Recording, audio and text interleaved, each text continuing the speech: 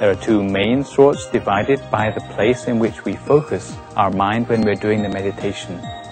One who devotes himself to purity through meditation is the best. The main thing, you should keep your back straight, because otherwise all these frustrations I could control because I had started practicing meditation. No one really understood the reason, but they never questioned or protested, or even waited.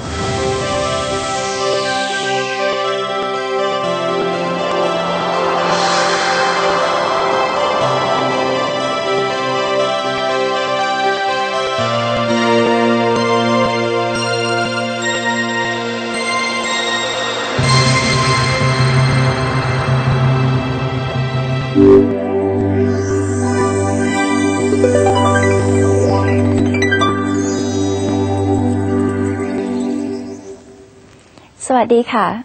I am Chananpan Rotjan. Welcome to Meditation for All, a program for people who look for strength, meaning, and purpose. This video presentation has been designed to help you find peace and happiness by developing some basic meditation practices that can help each and every one of us throughout our lives. The first series of Meditation for All comprises 10 editions of lectures and teachings on basic meditation for beginners by Venerable Nicholas Thanissaro, followed by a short show called Buddhist Culture, on which you will see the exemplary practices of people who live in a society of peace and nonviolence. After that, Venerable Somsak Piyasilo will guide us through the practice of meditation to cultivate peace and beneficial mental qualities. On our show, we will also have the people who have practiced meditation come and tell us the reasons why meditation is the solution to their problems. And at the end, we will be taking you on a tour to the temple where everyone goes mainly for the practice of meditation and generosity.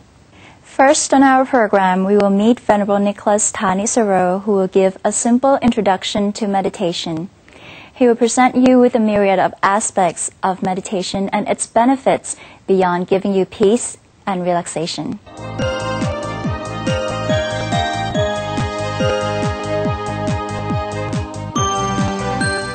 Welcome to this first episode of Meditation for Beginners, which is going to be a look behind the scenes at meditation to find out some of the theoretical background to how we can meditate better on our own at home.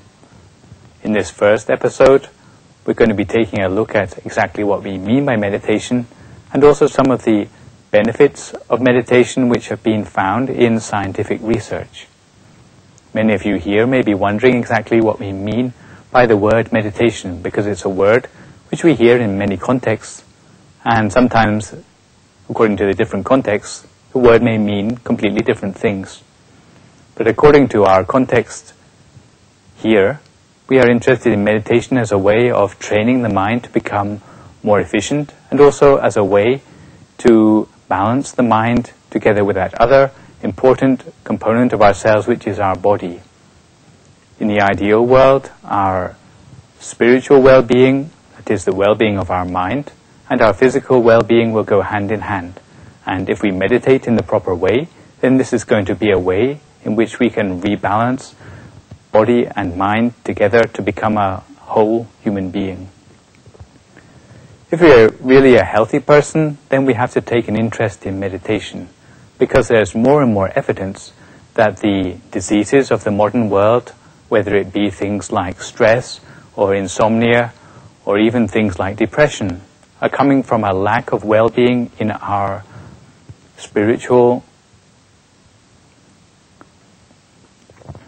They are coming from a lack in our spiritual well-being. And these are some of the things which I'll show you a little bit later on, are things which meditation can help to redress. In fact, there are many different sorts of meditation in the world. There are two main sorts divided by the place in which we focus our mind when we're doing the meditation. In the first sort of meditation, people tend to focus outside their body. These sort of meditations are not something we're going to be covering on this particular course. meditation outside the body is not something we're going to be covering on this particular presentation. What we're more interested in is the second sort of meditation where we're focusing inside the body. And in fact, there are more than 40 different ways to meditate in this sort of technique. When we're talking about Dhammakaya meditation, we're talking about a meditation with a synthesis of many of those 40 different sorts of meditation. For example, it includes elements of mindfulness of breathing, because when we are meditating in the Dhammakaya technique, we tend to focus our mind at the center of the body, which is also the point of the deepest breath. It also includes elements of mindfulness of the body, because in fact we are focusing at the center of the body the whole of the time which we are meditating. Also, we are focusing on a bright object, and this is something we're going to see a little more of later when we get down to actually meditating for ourselves.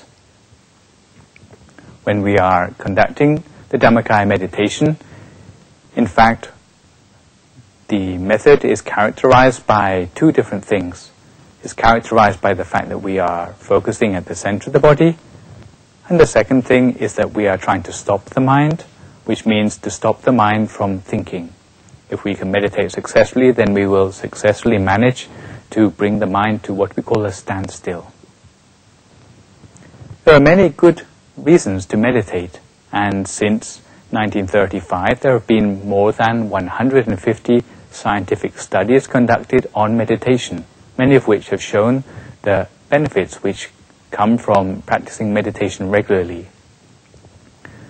There have been effects caused by meditation, such as reducing people's stress, reducing depression, and even improvement of personal virtues. And what I'd like to do now is to introduce to you some of the research concerning the different aspects of improvements which are coming about by those who meditate.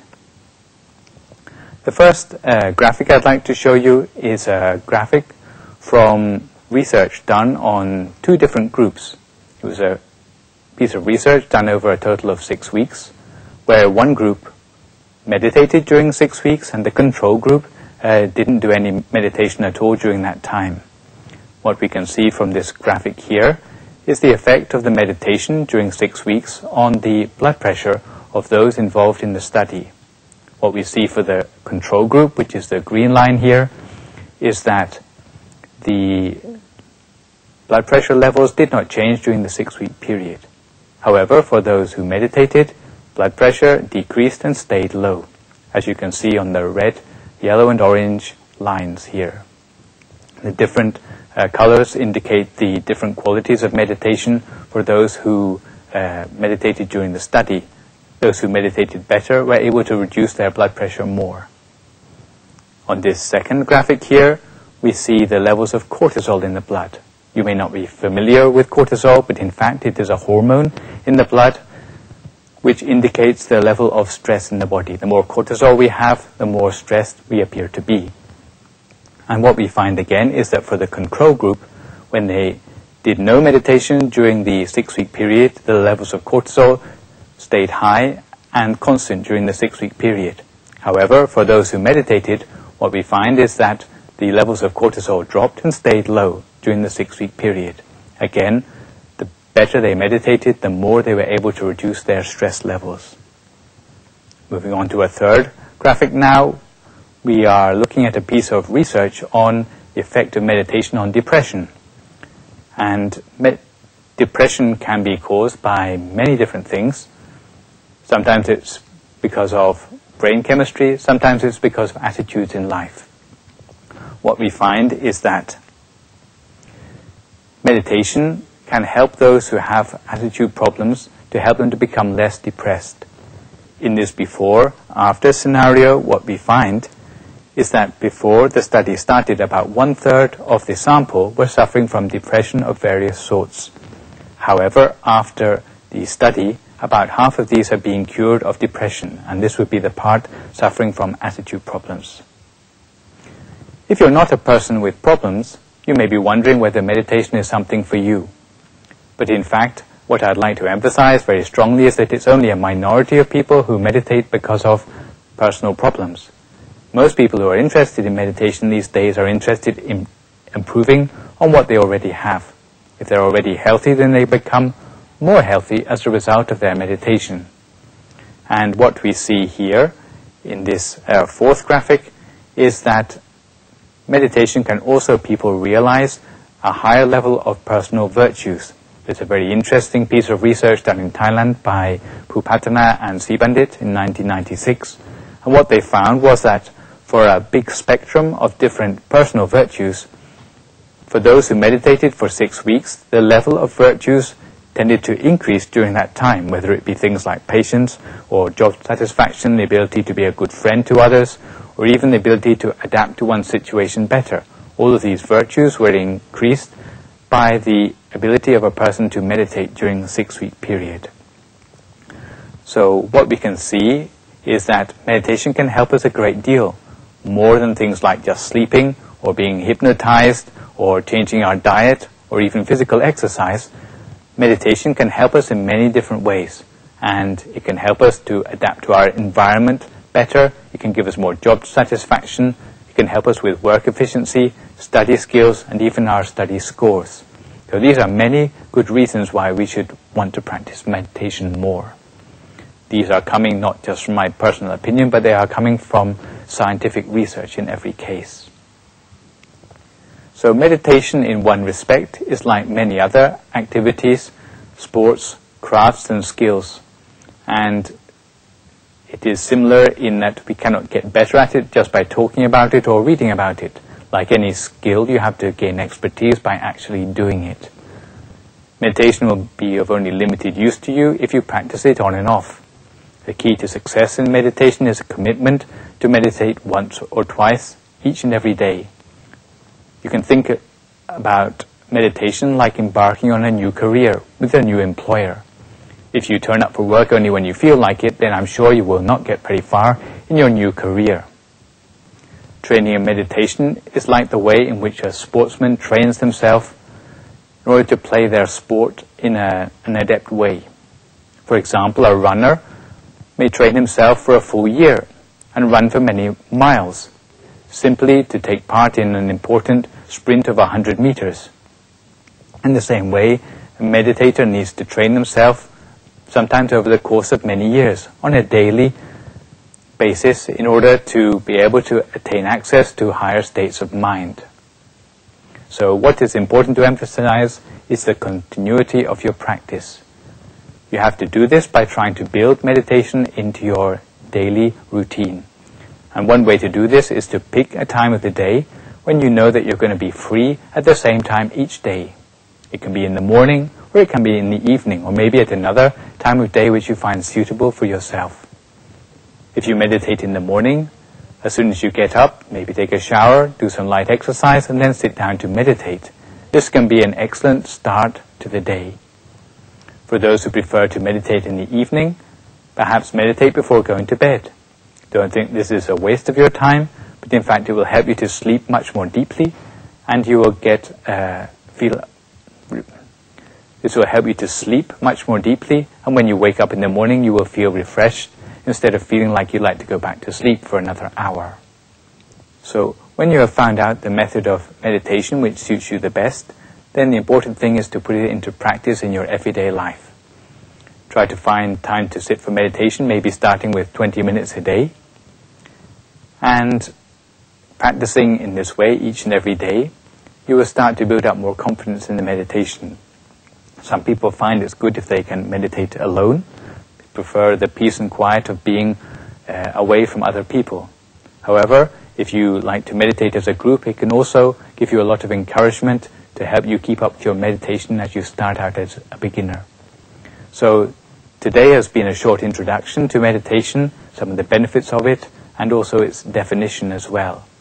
Next time we meet, I'd like to go on to talk a little bit more about how meditation actually can work for us. So I look forward to seeing you next time round.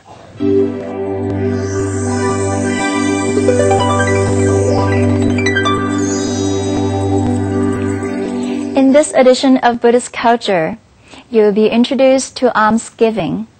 Some of you might have seen what we are about to show you shortly.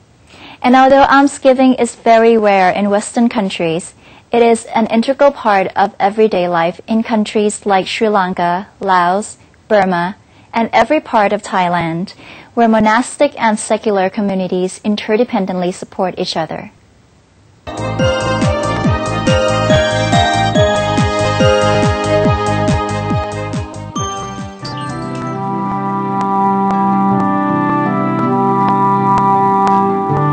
Almsgiving, the best way to begin every new day of our life.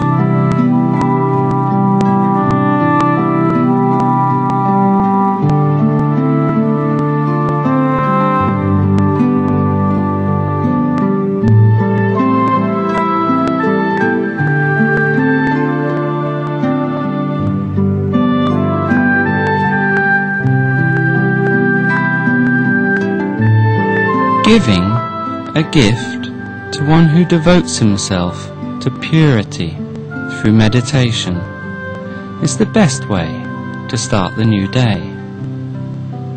This simple act helps to awaken the spirit of goodness that lies hidden inside to shine brightly forth with the first light of the dawn.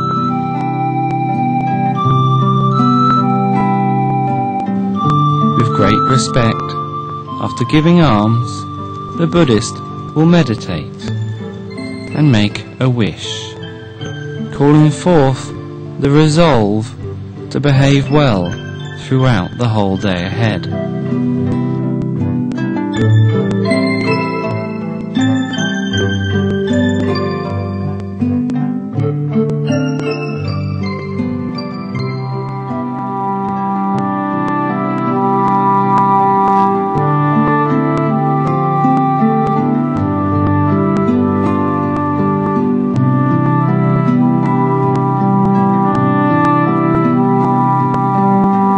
Giving is a new start to the day. Giving out of respect softens us inside. Giving with a gentle smile brings forth our compassion. Giving is like tender petals of peace which line the way to non-violence for the world.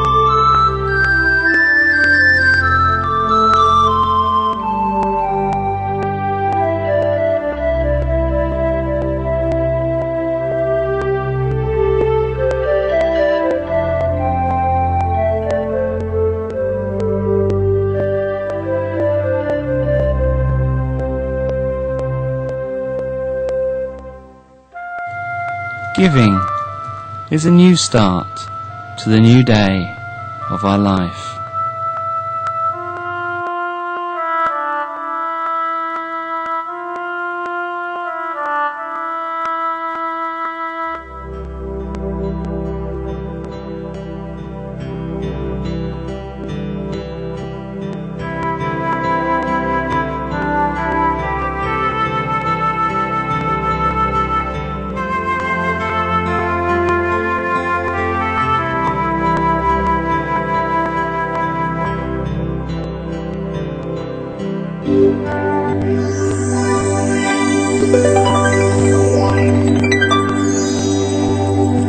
Doesn't it make you feel good? It certainly lifted up my spirit, reminding me the happiness of giving, especially now that we're living in an increasingly materialistic world. Next on our program, I'd like you to join me and Reverend Somsak Biyasilo to actually meditate. Because meditation or spiritual exercise, like physical exercise, will benefit you only if you get up, or in this case, sit down and do it, not just read or listen about it. Don't worry if you haven't meditated before or have done so in a different way. Reverend Somsak will walk you right through it without you having to leave your cushion.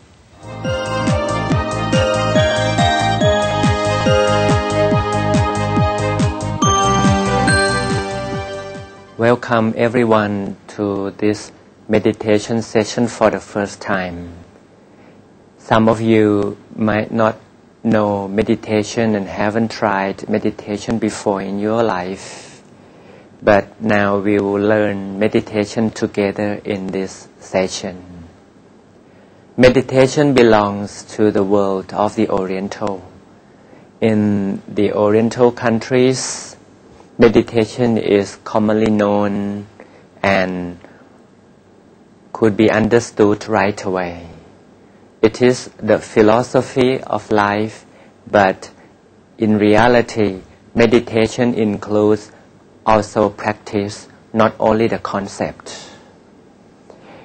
Those who practice meditation will get peace and happiness in return, which is the immediate fruit of meditation. And I believe that everyone in this world would love to have peace and happiness in their own life. And that's why meditation is the answer and the key to peace, both for individual and for the world. Let's try meditation together now. The first thing to do is to choose your sitting posture. If you can, or if you like, you might sit in lotus posture like the Buddha image. But if it is too difficult for beginner like you might choose to sit on the most comfortable chair. And then you might sit on the cushion you like, or even on the pillow on the floor to support your body. But the main thing, you should keep your back straight, because otherwise your back will get pain and you can't sit for that long. Now let's start meditation in practice now. Are you ready? First we close our eyes gently. We normally do not force the eyes to close. Let all parts of the body to get relaxed. All parts of the body.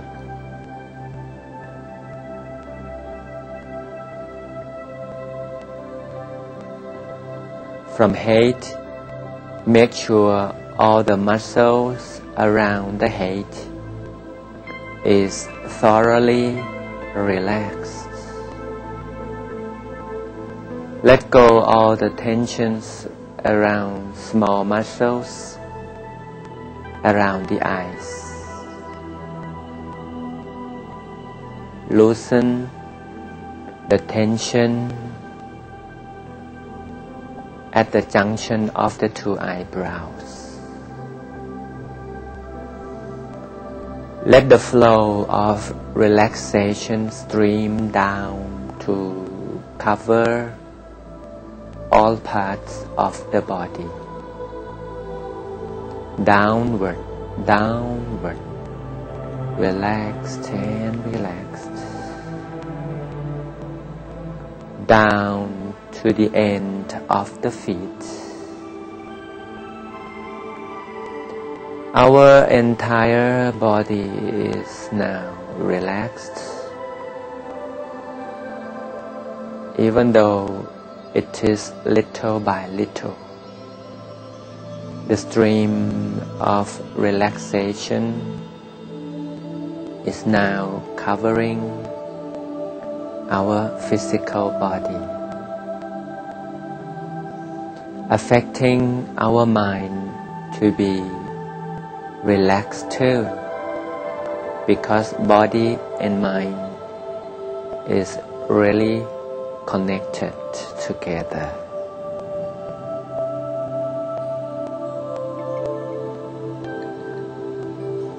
Follow your in-breath, and you get to know that there would be a turning point of the in-breath. The turning point here inside the abdomen. This is what we call the turning point.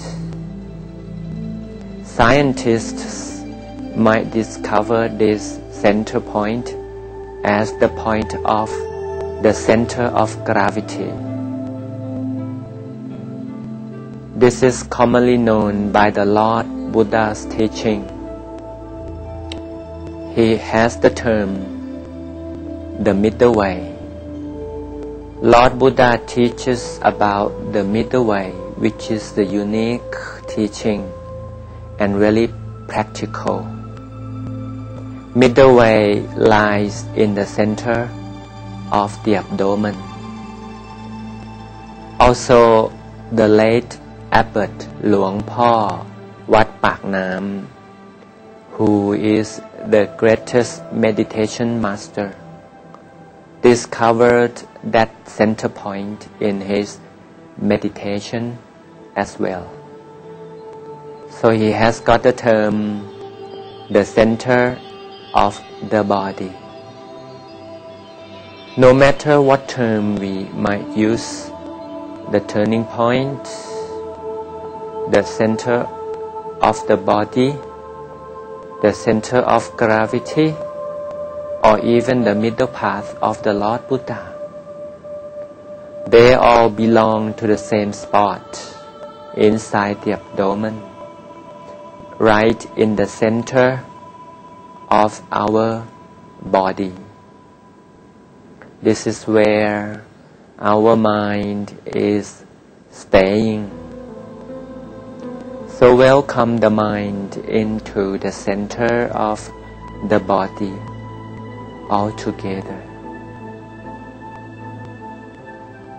The awareness arises immediately, but with relaxation in the center of the body.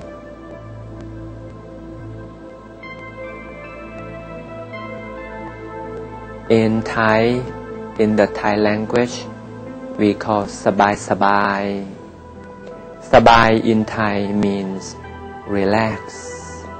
So we do this with full relaxation. Relaxation and the feeling at the center are tightly connected together. The more you are relaxed, the more you get to the center. And the more you get to the center, the more you get relaxed. So two qualities will unite as one at the center of the body. It is also the center of the mind.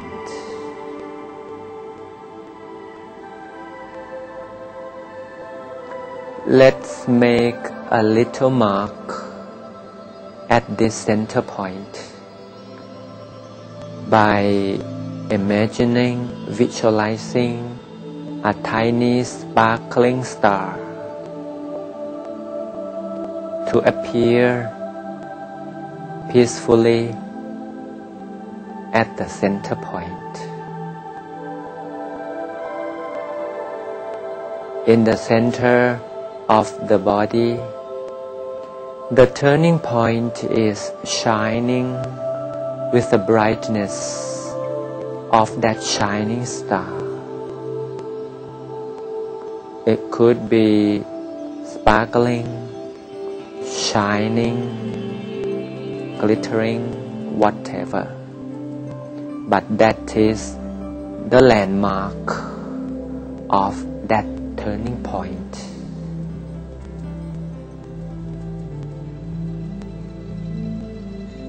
The mind is now blending well with the shining star.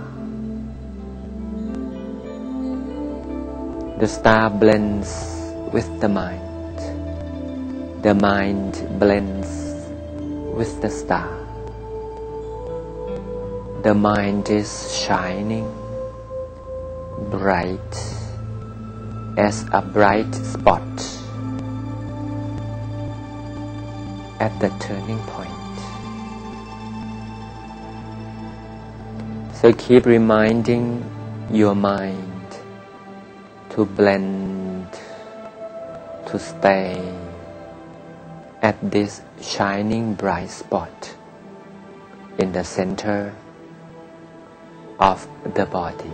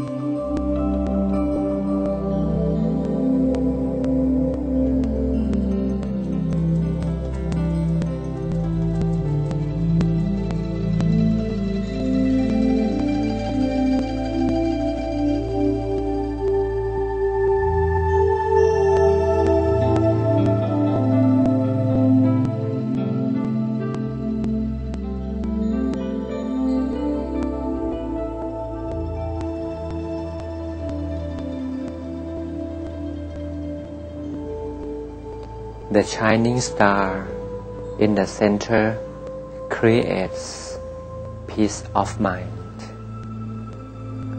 peace and happiness arise from inside. So peace of the world is not from outside, but inside out. We are the first person to try the taste of the peace of mind at the easy turning point of your breath. The turning point is bright, peaceful, and happy. Let's share this peace and happiness to the world. Let's wish that the world one day will get to know this secret of turning point, the secret of peace and happiness generation, and then expand the feeling of peace, the light of peace to all mankind and all living creatures of the world. May the world live in peace together.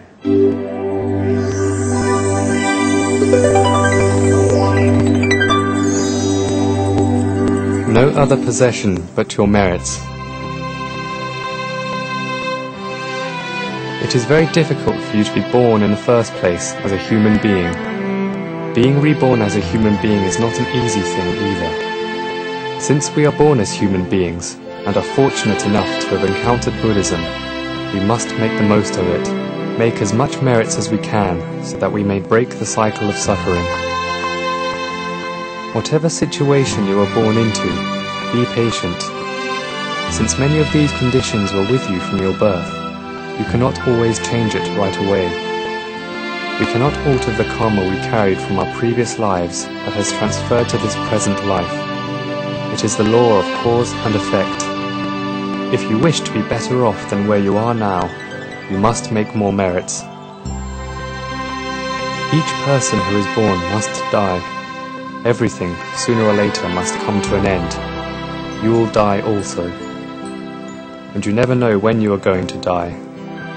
In the face of this uncertainty, we must put forth effort into making more and more merits. No other possession but your merits can be taken with you when you die. January 31st, BE 2518, 1975. What we have just heard was an inspirational story of a lady nun known as Kun Yai Maharatana Ubasikajan Konok Yung, the founder of Prathamagaya Temple, who, regardless of her illiteracy, had gained unfathomable wisdom by following the footsteps of the Lord Buddha in meditation. Next, we will meet Mr. Heyman Desai, an Indian expatriate to Thailand, who has suffered less when he lost every penny he earned from his jewelry business in the 1997 economic crisis than when he lost his temper. Find out how meditation helps him cope with his problems and discover what he believes to be the most valuable and precious thing in life, the inner peace of the mind.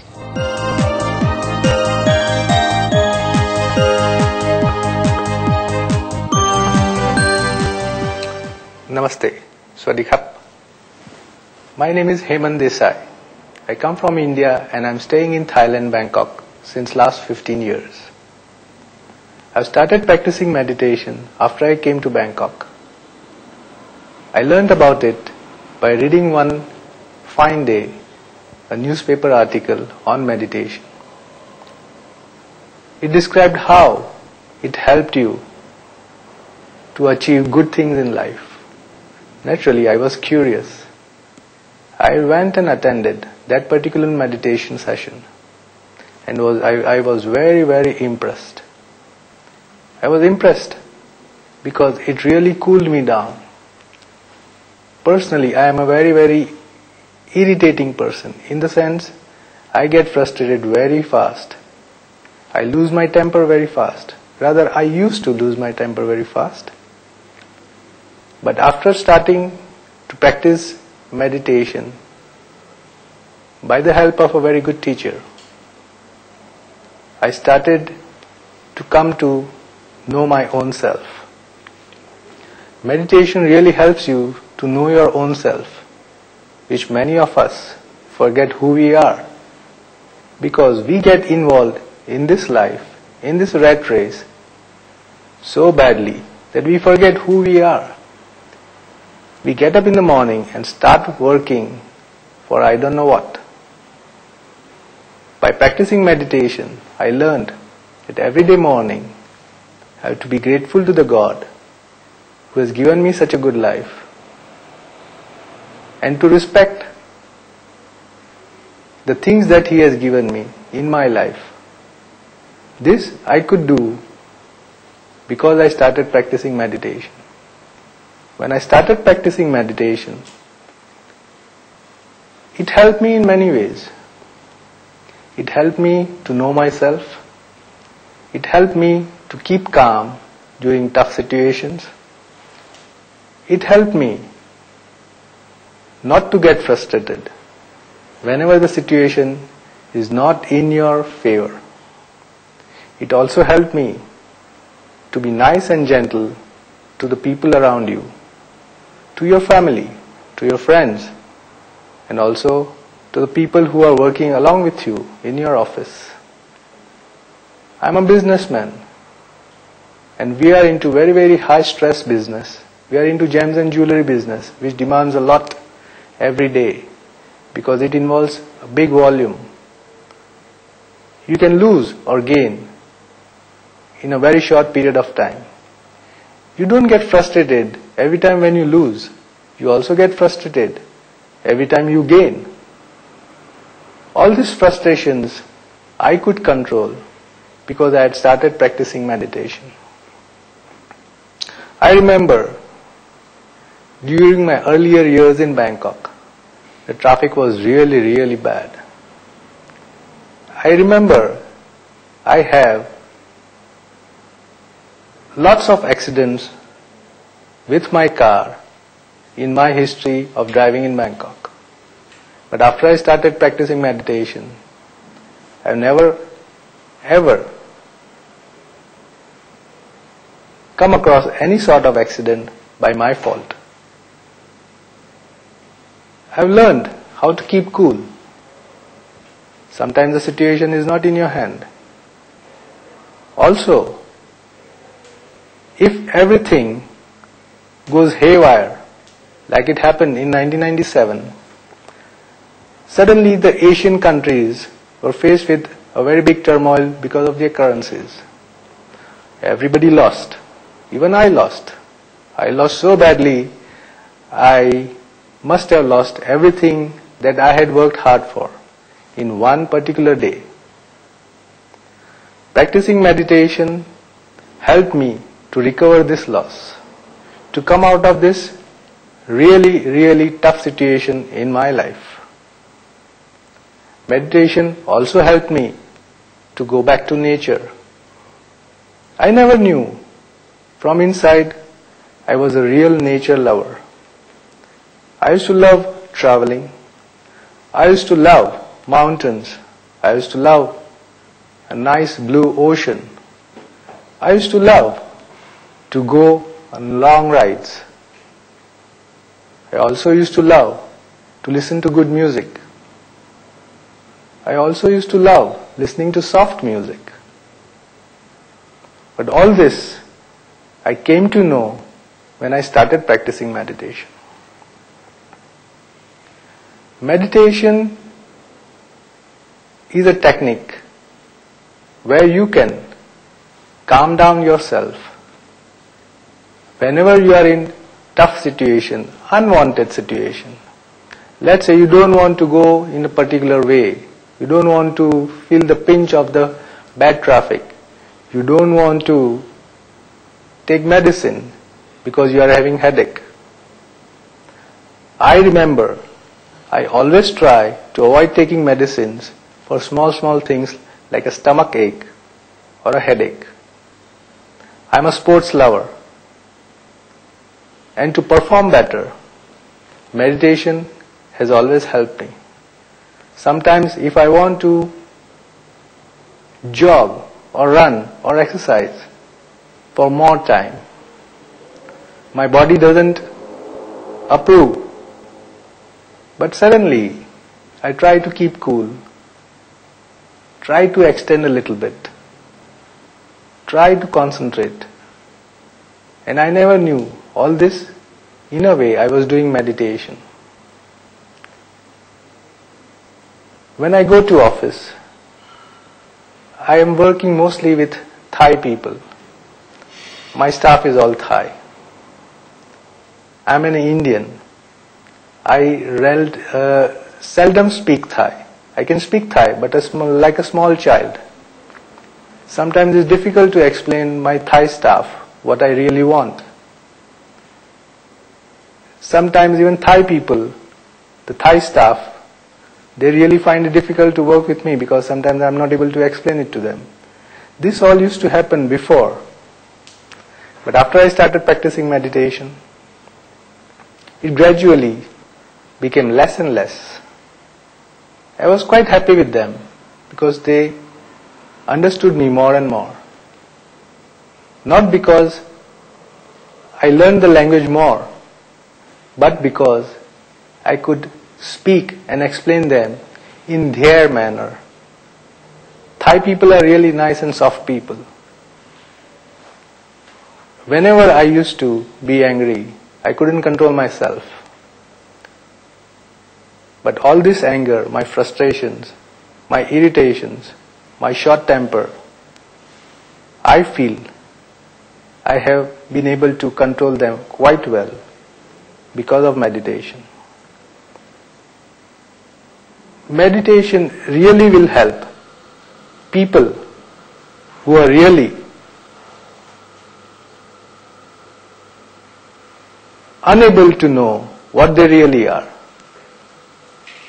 People living in city are so much frustrated with everyday, day-to-day routine.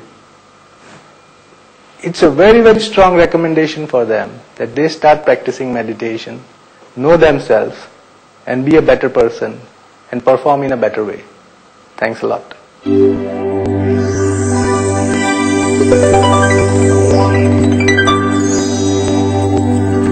While Rome is the gathering place for Christianity and Mecca for the Islamic people, one may ask, what is the focal point for Buddhists around the world?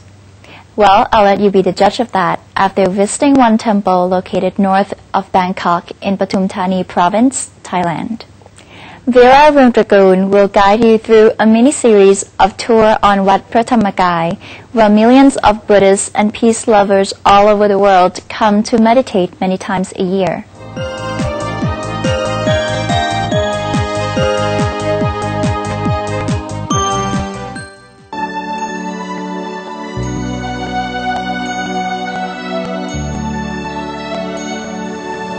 Swadika. My name is Vera Rungchugul, and today I'll be bringing you to Wat Pratamakai in Pathum Thani, Thailand. You will hear the story that will enable you to get to the heart and soul of those who first established the temple. It is with gratitude and respect to these individuals that we wish to pass on this knowledge to younger generations. To visit Wat Pratamakai is not only to visit the Maha Tamakai Jedi or the Maha Vihan, but also to get to know the entire temple. That is why today I'll be starting here at the temple's gate.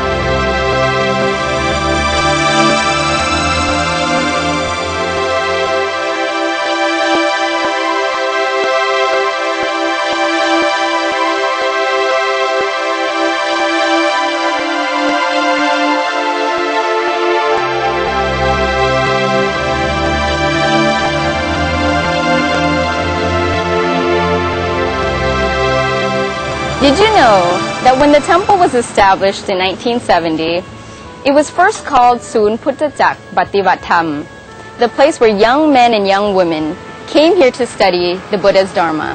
At that time, if you were a woman coming to Wat Pratamakai, you would not be allowed to stay in the temple past 6 o'clock. Kun Yai would be walking around, making sure that every woman left the temple by that time. No one really understood the reason, but they never questioned or protested, or even waited to be told to leave. This was the virtue of people in the past. Let me take you back to the time before the Soon Puttachak Pativat Tham was created. If you have the time, I will tell you the story of this plot of land and of how Wat Pratamakai came to be. Originally, this plot of land was a barren rice paddy field with red soil so acidic that no trees were able to grow here. And also, it was very, very hot.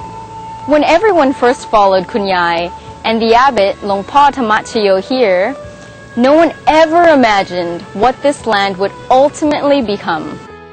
Not even my aunt, who came here after the Dawading building was created. The area where Wat Pratamakai is located today used to be an unfertilized, dry paddy field that was extremely barren and extremely dry. It needed water. But because the abbot and the vice abbot were students of Kasetsat University, they had the background knowledge necessary in the field of agriculture to make the presence of water in this dry and barren land possible. So they managed to get dredge boats called Ruanak to start the process of digging the soil and removing the dirt to make the canal. So as a result of that process, the temple's internal area now has water, as you can see today. Because it is water that brings lives. With this water, trees were able to be planted. And so the very first trees to be planted here were called the Takop tree and the Katinarong tree, also called the acacia tree. So the Takop tree was planted alongside the canals. And at sunset, grown-ups would love to come here to meditate under the cool shade of the kop tree, as well as listen to the birds chirp and the sound of the berries falling. The Katinarong tree was the second type of tree to be planted here because of its beneficial qualities. Its roots were able to make nitrogen for the soil, and its leaves could be used to make fertilizer. Once the trees were planted here, the first house to be established was the Thai house of the Ubasika Towin, Wat Rangkun. But we'll talk about that later. Let me take you back to the temple's gate to help you understand the importance of this gate. Kun Yai wanted this gate to be the strongest structure, the one that lasted longer than any of the other structures in the temple. Because several thousand years later, when all of the structures might have deteriorated or fallen down according to its natural lifespan, this gate could remain to identify the ruin, just like that of the Sanchi Saitya in India. This is the gateway towards the inner light and the inner peace of our minds. All those coming to Wat Pratamakai wish to find peace, and the gateway to peace and happiness is right here at this gate. Because those who come to Wat Pratamakai follow in the footsteps of the Lord Buddha on the path of enlightenment, the middle way. Originally, the temple was called Soon Puttachak Pativat Tham, but it was later changed to Wat Pratamakai, as it is called today. The gate would be closed at 6 o'clock sharp. At 5:30, all the Ubasika and the laywomen would be getting ready to leave the temple. At 6 o'clock, the door would shut so that no woman can stay in the temple. Perhaps of this iron rule laid out by Kun Yai, the resident monks of Wat Pratamakai are kept pure and get used to living the livelihood of peace and solitude, away from any attachments. Kun Yai considered this gate to be as important as any other main structure of the temple. After the natural destruction of all others, she wanted this gate, bearing the name of Wat Pratamakai, to remain as witness of the fact that Vicha Dhammakaya, or the Dhammakaya method, once existed in this land, on earth, at this period of time. สวัสดีค่ะ